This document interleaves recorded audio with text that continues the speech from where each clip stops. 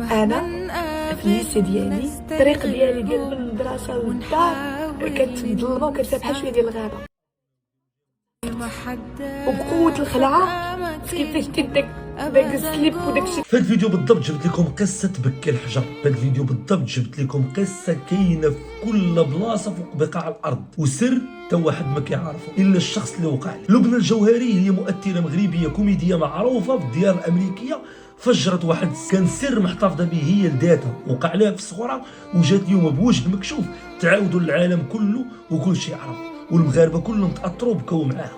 ما كاينش اللي ما شافش هذه القصه وما سمعش صوتها وما سمعش هي كتبكي وما بكاش وما بقاش فيه الحال. وسيرته ملي كتكون قصه واقع البنت وقعت لها في الصغرى، وبنت اللي دازت من مرحله صعيبه في الصغر، وحتى الخطيب اللي خطبها تخلى عليها من عرف المعاناه اللي دازت منها. بالتالي الاخوان ما تنساوش انكم تشتركونا في القناه وتفعلوا زر الجرس وديروا لنا جيم في هذا الفيديو باش يوصلكم ديما الجديد. ويلا كملوا معنا القصه. لبنى الجوهري فهي مؤثره مغربيه معروفه في الوسط المغربي، ومشتهرت وعندها حساب في التيك توك وحساب في انستغرام وكدير فيديوهات ديال الضحك، ودارت بزاف ديال السبيكتاكل ديال الضحك، ومعروفه انها كوميديه. فجأة وبدون سابق انذار البارح لبنى الجوهري قررت انها تفضح السر اللي مخبي ليه سنوات.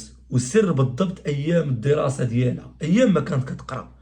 والسر اللي قالته هي على لسانها واللي حطم قلوب كاع المغاربه اللي سمعوا البارح الفيديو. ما كاينش اللي ما بقاش فيه الحال، سواء كان راجل او بنت صغيره او امراه او شيباني او شيبانيه. ما كاينش اللي ما سمعش داك الفيديو وما تاثرش، لانه ما تخيلش حجم المعاناه اللي دازت منها هي، ومع ذلك وقع لها هذاك المشكل ديال ومع ذلك خرجت هي بوجه مكشوف وكتعاني سنوات من هذا الشيء وخرجت قالته. كي كتشوف شي واحد كيضحك بزاف او كيضحكك بزاف، عرف بانه الداخل ديالو رماد، ما بقاش اصلا حطام، كيعيش الامرين في حياته باش كيخرج ديك الضحكه. وما كاينش شي واحد، هذا المثل اللي قلته انا وهذا الكلام اللي كنقول فيه ما عارفوش، وكلنا عشناه وعرفناه.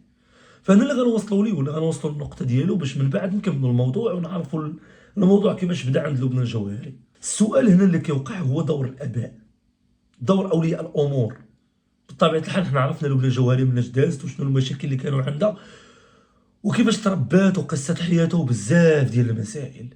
انا كندوي هنا على بزاف ديال الناس، كاين بزاف ديال لبنى الجوهري باقا ما خرجوش، كاين بزاف ديال لبنى باقا ما سمعناهمش، كاين بزاف ديال لبنى باقا مخبين السر حتى لدابا، كاين بزاف ديال لبنى وقعوا لهم مصائب عظمى، لا من عائله ولا من مجتمع ولا من وسط ولا بزاف. وكنا هادشي كنا كنشوفوه في الجرائد الالكترونيه وفي خرجات اعلاميه وكنا ما كنطيقوش، كنا كنقولوا هادشي راه مبالغ فيه، كنا كنقولوا هادشي غير زادوا فيه وداروا، كنا كنقولوا هادشي غير سينما ودراما. وانما اليوم شفناه بعينينا وسمعناه من عند مولاته، وهي بلسانها اللي وقع لها المشكل كتقول. يعني بالتالي هادشي حقيقه، هي علاش غتكذب؟ نقولوا طمعا في المشاهده؟ لا. طمعا انها دير البرومو؟ لا. طمعا انها دير البروباغندا؟ هي مشهوره اصلا، يعني ما محتاجش اصلا المشاهده.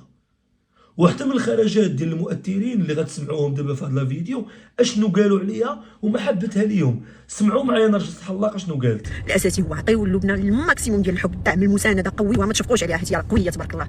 الناس اللي كيدوزوا من هاد التجارب الخايبين ما كيبغيوش الشفقه، كيبغيو الاحترام. وحتى الزبير هلال اللي تا هو كان في هذيك البلاصه بالضبط، وملي سمعها خرجت بدايه الفيديو ودارت هذيك القضيه ما ترددش ومشى عندها حتى لعين المكان وهضر معاه وتواصل معاه. سمعوا لا فيديو الزبير هلال. طبعا انا الناس اللي دخلوا على لبنى صافي راه مشيت الاخوان عيطت لها ما جاوبتني يومين وعطيت لها ما جاوبتنيش. بس زبيله جاوبتني صافي مشينا ضربنا بيتزا الاخوان صافي الامور في مزيان. الخرجات الاعلاميه كلها صراحه اللي ما عجبنيش في الخرجات الاعلاميه ديالو من طرف المؤثرين هي الراقصه ما كيف ما كتعرفوا، حتى هي دائما بالخرجات الجريئه ديالها وبالتدوينات ديالها ولا بالفيديوهات ديالها ولا باللايفات ديالها اللي كتناقش دائما قضايا كتهم النساء وكتناقش مواضيع النسائيه وكتهتم باراء النساء في المغرب وكتطلعهم في ليفات وكتعاود القصص ديالهم وشنو كيطرى ليهم. الخرجه الاعلاميه ديالها شيئا ما انا ما عجبتنيش وما حملتهاش بالضبط في هذا الموقف. اللي كان مطلوب من الراقصه مايا كيف ما داروا بعض المؤثرين انها تواسي ديك البنت ومن بعد يكون حل. في الخرجه الاعلاميه ديال راقصه مايا غتسمعوا شنو قالت هنا. جوجل درتو دي ريشيرش غير في جوجل نيمبورت كيل موتور دو ريشيرش غتلقاو بان كاينين دي التيرناتيف اللي كيداروا اون كلينيك بريفي داكور اون كلينيك بريفي جو سي با سي جو بو دير مي جون اي بارلي يا كيلكو موا قلت لكم البنات اللي عندهم لي ديبرسيون اللي ما لقاوش ليهم الحل. الغايه والمفيد من الكلام اللي قالت الراقصه مايا هو انه الانسان اللي عنده الفلوس انه يمشي يقصد المصحات ولا يقصد الكلينيك باش يتعالج نفسيا من هذا المشكل اللي عنده، في بلاصه ما انه بارطاجي السوشيال ميديا. انت براسك الراقصه مايا ملي كيوقع لك مشكل كتناقشي في السوشيال ميديا. حنا تعودنا وعودونا المؤثرين بانهم ملي كيكون عندهم مشكل في حياتهم الخاصه وملي كيكون عندهم شي جرح بحال هكا كيناقشوه. هاد السيده عاشت بهذا الجرح سنوات واليوم بدون سابق انذار الله اعلم بلا ما تحس ما لقات ولو غير منفذ واحد هو داك الكاميرا وداك التليفون وخوات قلبها على المغاربه. انا عارف انه مأكد مليون ومليار في المية ما انه ما غيكونش حل. اللي وقع القصه والطريقه كيفاش طرا لها داكشي ديال الذئاب ووحوش ادميه تصرفت عليها. سامحهم الله وربي يبين الحق ويبان شكون مولا ديك الفعله، لانه صعيبه وبالضبط انك تكون في هذاك السن وطرا لك هذاك الشيء صعيبه وبزاف. كتحس بواحد الحقره وتحس بواحد بزاف د الحوايج، سيرتو انها هي بنت ولا ما كانش شي واحد كبير اللي يدافع عليها ولا يجيب حقها ولا ما كانوش العائله. بزاف ديال الالم هي اللي غتحس به وهي اللي عارفاه من قلب وجوارح قلبها لداخل. فاش بالضبط انه الراقصه ما تخرج بالضبط تقول هذا الكلام، اسمح لي الفلوس ما عمرها ما كتعالج كلشي، وحتى الاطباء والمصحات ما كيعالجوش كلشي، فانه اللي كيعالج هنا هو رب العباد سبحانه وتعالى.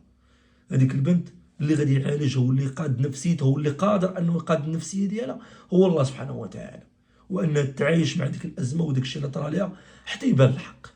فبالتالي الاخوان اللي عجبكم هذا الفيديو ما تنساوش انكم تابوناو وديروا جيم وتسيفوا الفيديو باش يوصلكم ديما الجديد. وحتى هنا انا قلت رايي، وتحياتي لكم كنتم مع صفحه ترند فيصل.